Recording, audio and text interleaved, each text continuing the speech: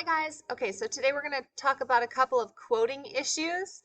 And the first one is carpet bombed quotes. And this, I have to give credit to Garden of English and Tim Freitas because he's the one that put this particular paragraph and the corrections together so that I could then make my own assignment based on it. So credit to him.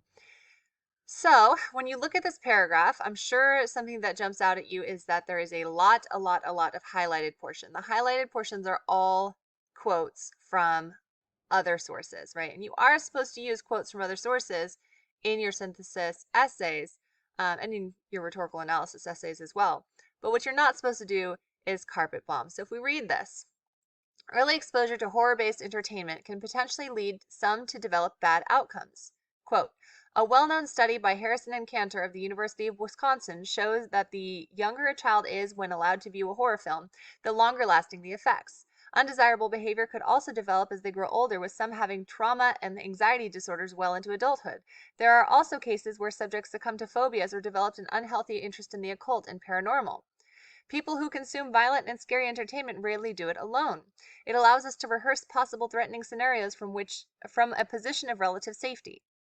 Because of this, enjoying such entertainment actually sets up a supportive social adventure. Quote, you can compare your reactions with others and show others that you are strong enough to take it, so forth and so on. You can read the rest on your own. But what I'm hoping that you're noticing is that each of these quotes is dropped in with no introduction and no integration, and that's not a great thing, right? When you have this first quote, we have our sentence that we start this essay out with, and then just immediately into a quote. It's so choppy and so sudden. We want to integrate quotes into our own sentences, into our own writing, because really this essay is about our position on this topic. It's not about what other people we're thinking, but it's about what we are thinking. And we are using their quotes just to support our own stance and our own opinion on this topic. And when you allow the quotes to kind of take over the paragraph like this, then you lose that. We lose your arguments and your ideas. It's also true that these are very long quotes, right? And so another thing that we can do to improve this paragraph is to shorten those quotes up. We want to choose just the most important words, necessary words, and then get rid of all the rest. So, recap. Carpet bombing is when you drop in a quote without integrating it into a sentence. The quote stands alone in your paragraph. It has no chaperone with your own language. And this is bad. We don't like this. It's bad because the paragraph is about your argument, your writing, and your quotes are supposed to just provide support. They aren't supposed to be the main show in your writing. We know that our writing should flow and should include transitions between ideas. Carpet bombing quotes, on the other hand, is choppy, and it can weaken your line of reasoning because I don't know why this quote is being used or where it's coming from. It's just kind of dropped in there.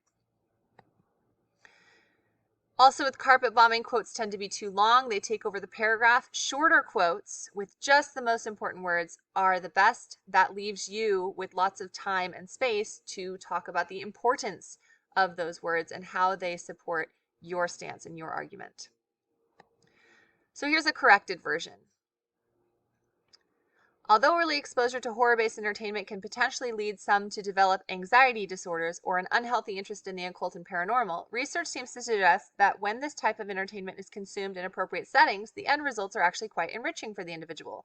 For example, one thing that's most often true about going to horror movies is that people, no matter the age, rarely do it alone, as they rehearse possible threatening scenarios.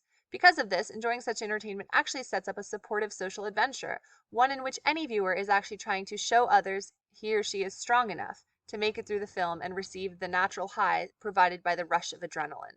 So you can see that as I'm reading this, it becomes difficult to tell where the quote begins and my words end. That flow is what we're looking for. It's also, you can see just on the page, a lot more of the writer's idea here as opposed to the source's ideas. Just, you can see it physically on the page. There's less highlighting, right? It also provides the opportunity to connect these ideas a little bit more because since there's less time and space spent on quoting. There can be more time and space spent on that commentary and those transitions and those connections. We understand the line of reasoning a lot better. We understand what this student's argument is as opposed to the old one. So your job now is to practice this. So you're going to get a slide, looks like this, and you can see that the paragraph here is mostly highlighted text. You should have already read these sources. If you haven't already read the sources, you're going to want to do that so that you can understand what's going on here. But your task as a group is going to be to carpet bomb this paragraph. So you want to integrate the quotes into sentences that you write. And in doing so, you also want to shorten them using only the most important words of those quotes to support the argument being made in this paragraph.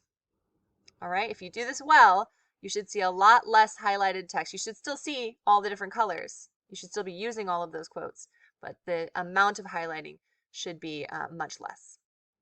So good luck.